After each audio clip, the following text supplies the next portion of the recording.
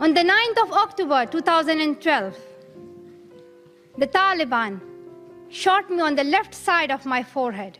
The terrorists thought that they would change my aims and stop my ambitions. But nothing changed in my life except this. Weakness, fear, and hopelessness died.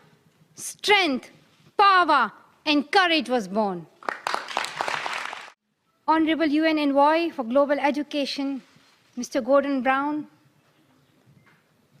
respected elders, and my dear brothers and sisters, Assalamu alaikum. Thank you. Today, it is an honor for me to be speaking again after a long time.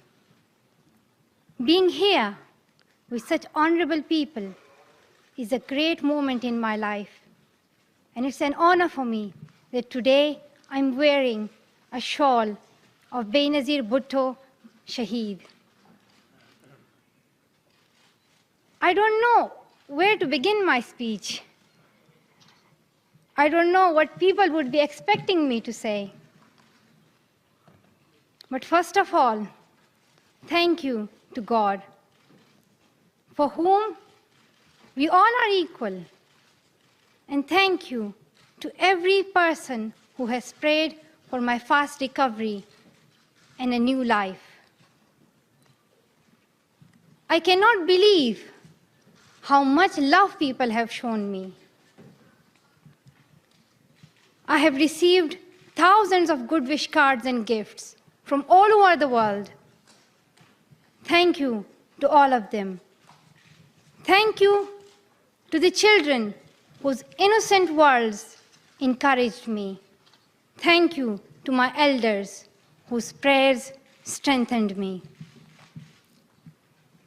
I would like to thank my nurses, doctors, and the staff of the hospitals in Pakistan, in the UK, in the UAE government, who have helped me to get better and recover my strength. I fully support Mr. Ban Ki-moon, the Secretary General, in his Global Education First initiative, and the work of the UN Special Envoy, Mr. Gordon Brown, and the respected President, General Assembly, Wok Yaramich. I thank all of them for their leadership that they continue to give. They continue to inspire all of us to action. Dear brothers and sisters, do remember one thing. Malala Day is not my day. Today is the day of every woman, every boy, and every girl who have raised their voice for their rights. There are hundreds of human rights activists and social workers who are not only speaking for their rights, but who are struggling to achieve their goal of peace, education, and equality. Thousands of people have been killed by the terrorists, and millions have been injured. I'm just one of them. So here I stand. One girl among many. I speak not for myself, but for those without voice can be heard. Those who have fought for their rights. Their right to live in peace. Their right to be treated with dignity. Their right to equality of opportunity. Their right to be educated. Dear friends,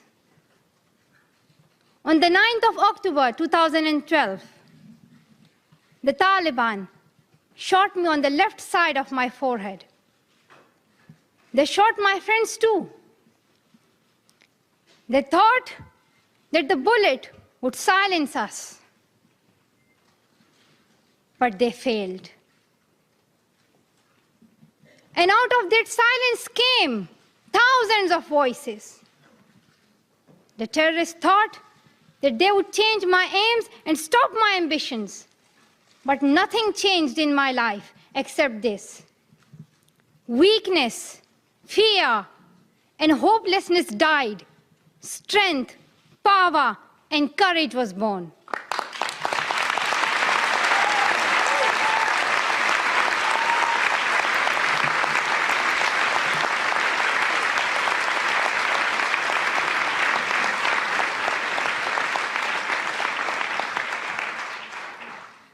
I am the same Malala. My ambitions are the same. My hopes are the same. And my dreams are the same. Dear sisters and brothers, I'm not against anyone.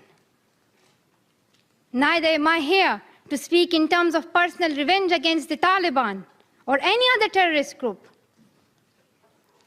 I'm here to speak up for the right of education of every child.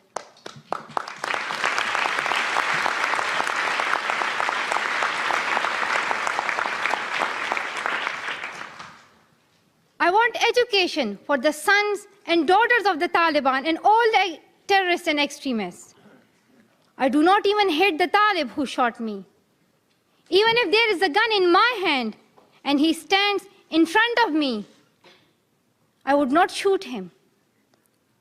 This is the compassion that I have learned from Muhammad, the Prophet of Mercy, and Jesus Christ and Lord Buddha. This is the legacy of change that I have inherited from Martin Luther King, Nelson Mandela, and Muhammad Ali Jinnah. This is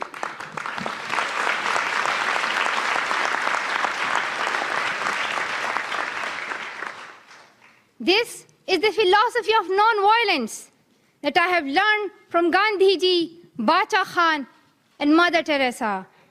And this is the forgiveness that I have learned from my father and from my mother. And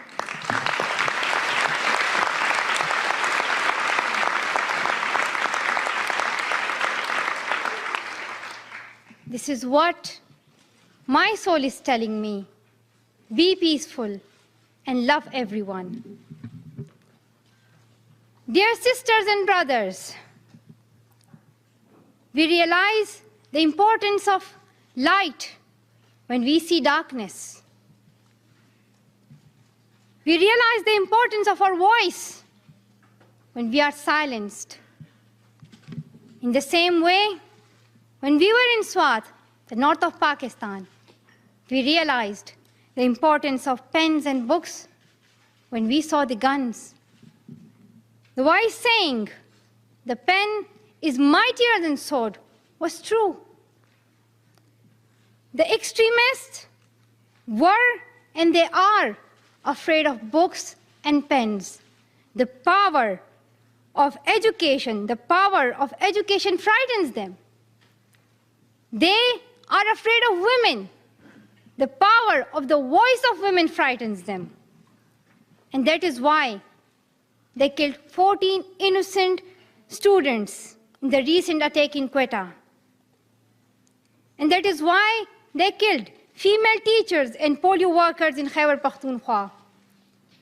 That is why they're blasting schools every day, because they were and they are afraid of change, afraid of equality that we will bring into our society. And I remember that there was a boy in our school who was asked by a journalist, "Why are the Taliban against education?" He answered very simply by pointing to his book. He said, "A Talib doesn't know what is written inside this book." They think that God is a tiny little conservative being who would send girls to the hell just because of going to school. The terrorists